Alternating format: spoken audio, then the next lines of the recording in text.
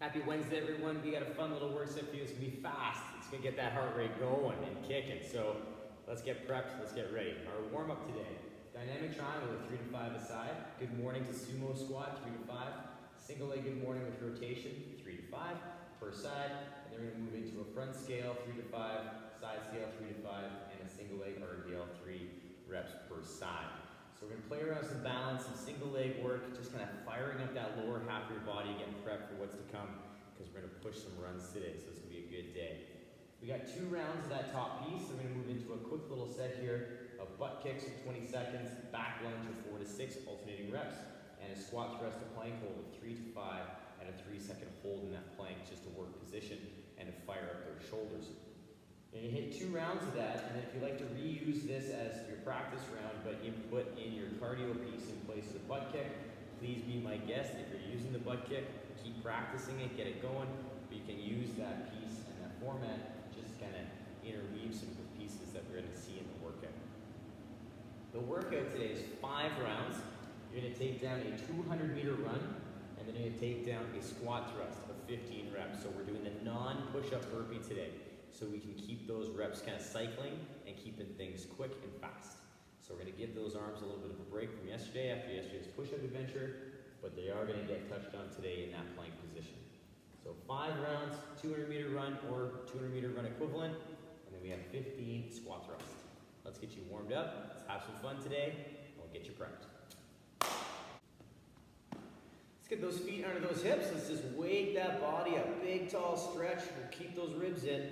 Let's shrug those shoulders up. We'll pull them back down. We're going to reach over to one side. We're going to come back up and over to the other side. We'll come back through. Scratch your back and reach. Come back up. Big stretch. Scratch your back and reach. Oh, come back up. Big stretch. Let's take it all the way down to the floor, touching those toes. We're going to walk up those shins. We'll come down and frame a foot. Step it back into your lizard. We're going to work some rotation. Keep this big toe on the floor though. We're going to take the arm up. I'm going to try and keep that big toe down as we rotate that forearm to the floor. Come back up, big stretch. Rotate, forearm to the floor. Come back up, big stretch. And rotate. And come back up, big stretch. Plant the hand. We're going to step back into our down dog. Reaching those hips, nice and set through the shoulders. Let's walk the heels a few times, nice and gentle. Just kind of waking up those calves a bit, waking up those hamstrings. And we're going to come back through into our plank, pushing the floor away as we step the other foot up. Nice and square in those hips. We'll take the inside hand up. We're going to rotate, forearm to the floor. And come back up. Rotate, forearm to the floor. Big stretch up. And rotate, forearm to the floor. We'll come back up, plant the hand. We're going to step back into our down dog. Reaching those hips, setting those shoulders. We'll just walk those heels again. Nice and gentle. Just making sure things feel pretty good. We'll come back to our plank. We're going to tiptoe those feet up. Roll ourselves all the way up. Big 12 stretch. Reach over to one side, to the other side. We'll come back down with those arms. Woo. Let's get you fired up. Let's have some fun today. So if there's anything you'd like to take care of for yourself, just get that body kind of moving, please do so. Pause the video, take that down. Maybe it's some scap push-ups, thread the needle, some more upper body prep. Please do so. We're going to get you guys ready to go with our first phase of warm-up.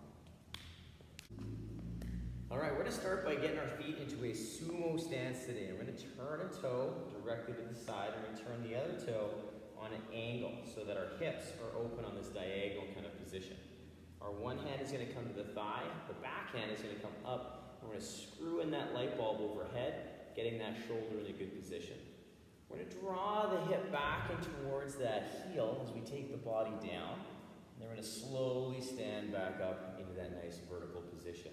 Again, as we take the hip back, we want to make sure we're keeping that arm overhead in that nice, strong overhead position as we smoothly move that torso back and forth in that hinge. So we're going to really feel that in that inner thigh, perhaps even in that hamstring.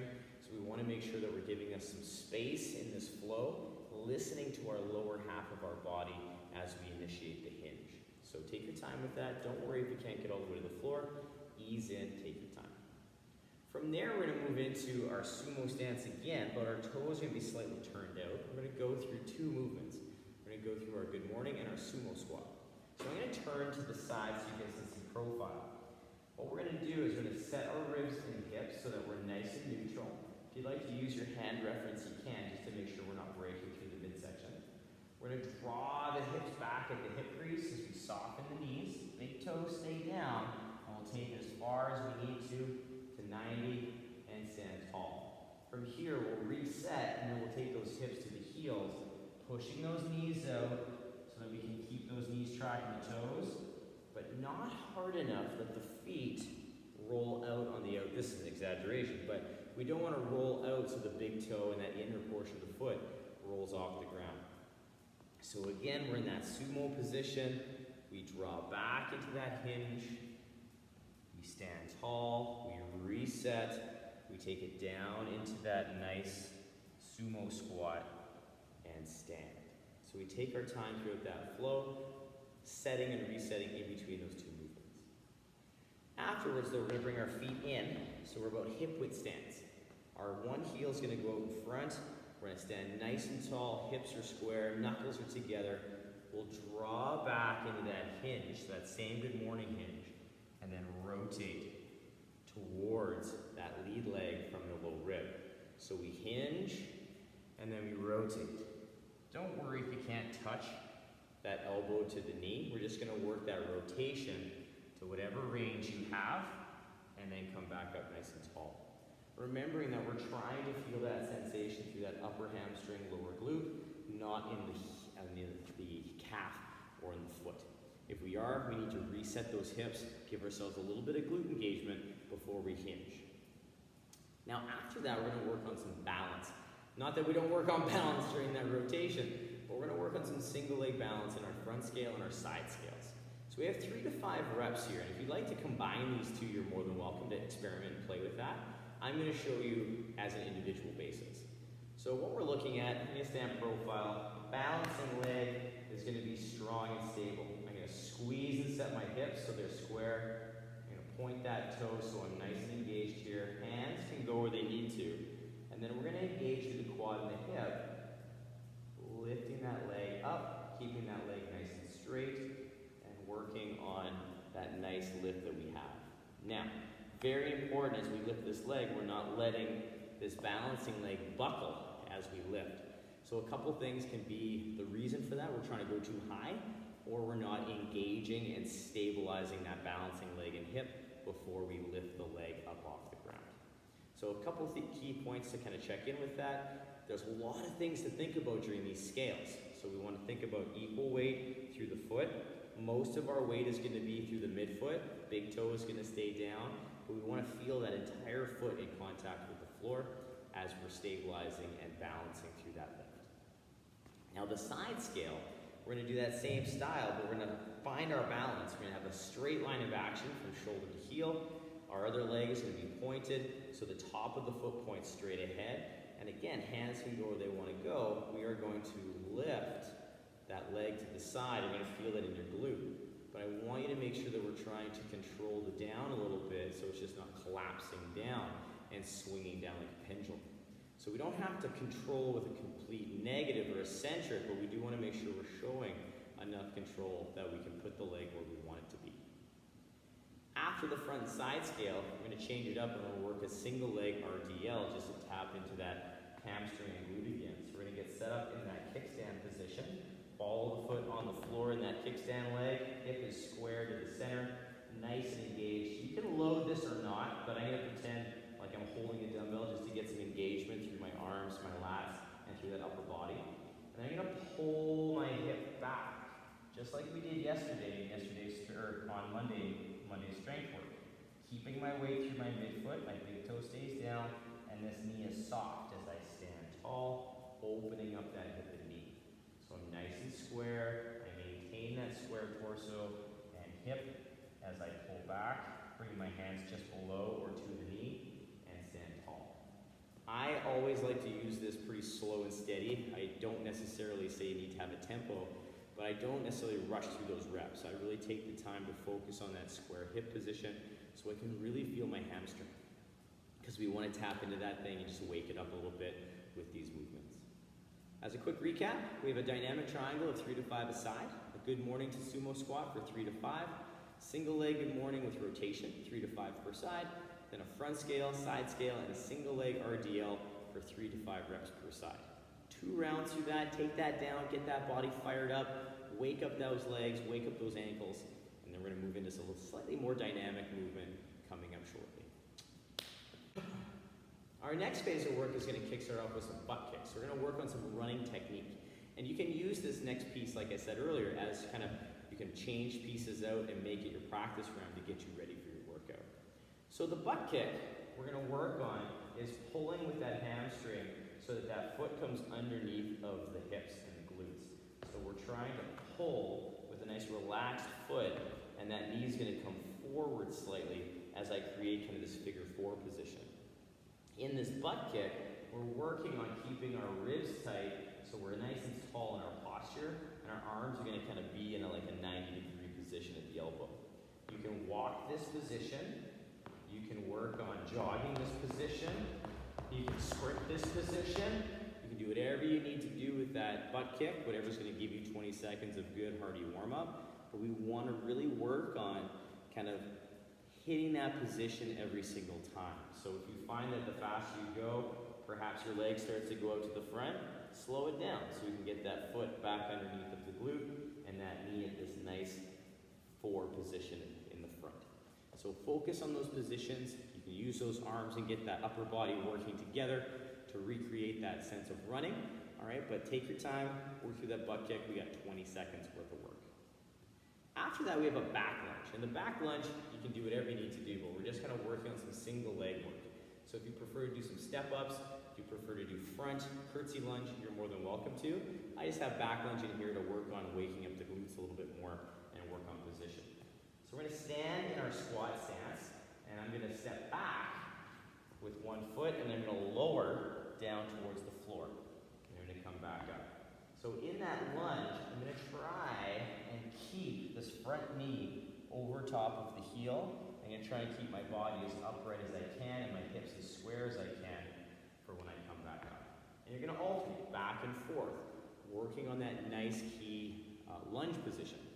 Now again, this is here to practice the skill of lunging, working on waking up the legs, posture for the runs later on. So if you'd like to substitute that for something else, please do so.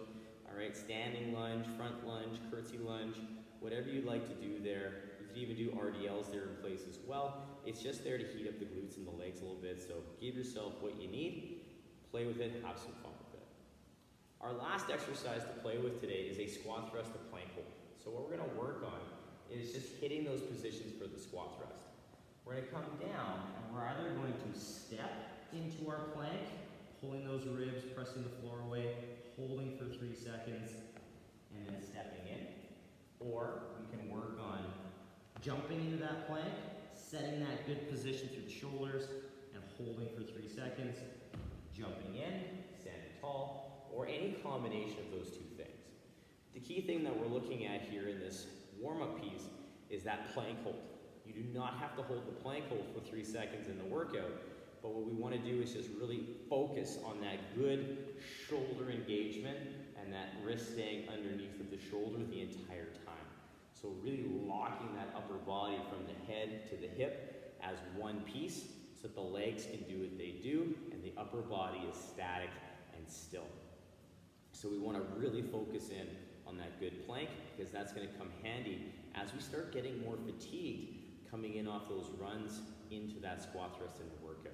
So really focus in on that engagement, set yourself up with the movement that's going to give you the best plank possible.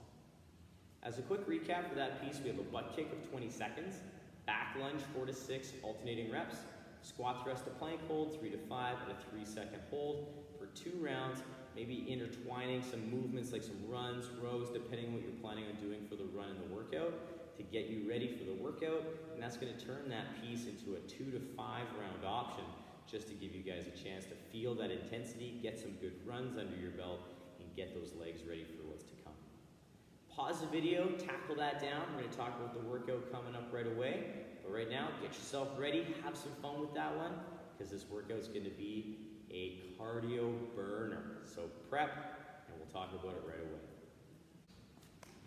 All right, the workout, what we got? We got 5 rounds. We got a 200-meter run, and we have a squat thrust of 15 reps. So again, the run, I'll have a bunch of options for the workout description at the bottom. If you'd like to pick and choose and play with what you want to do for that run option, please make it yours. Have some fun with it. It's going to be a good time. When we come in off our run option, we're going to hit 15 squat thrust. We practiced the squat thrust quite a bit in our warm-up earlier, but I'm just going to show you a few at speed. So we can play around with a couple popping and popping in, working on keeping that shoulder stacked over the wrist, or we can work on stepping, or any combination of those pieces. In the warm-up, we held for 3 seconds. In our workout, we just have to hit that plank and then pop back in. We don't have to hold for any allotted time. Now, if you struggle getting into a strong plank, maintaining a tight midsection, the step back, jump in combo is a very nice option for you to play with, setting up that good plank position so that we're not swaying through the hips as we land in our jump.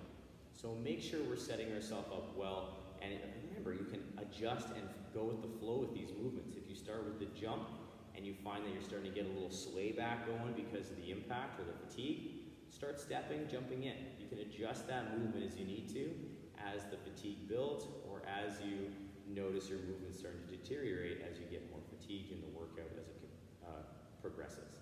So please be open to changing that movement out a little bit to make sure that we're hitting a good strong plank. This workout is going to be challenging, it's going to be hard. Try and push the runs and then use the squat thrust as a chance to move and recover at a pace that you can maintain. But try and push those runs today or your run option to see how it feels coming back into that squat thrust movement.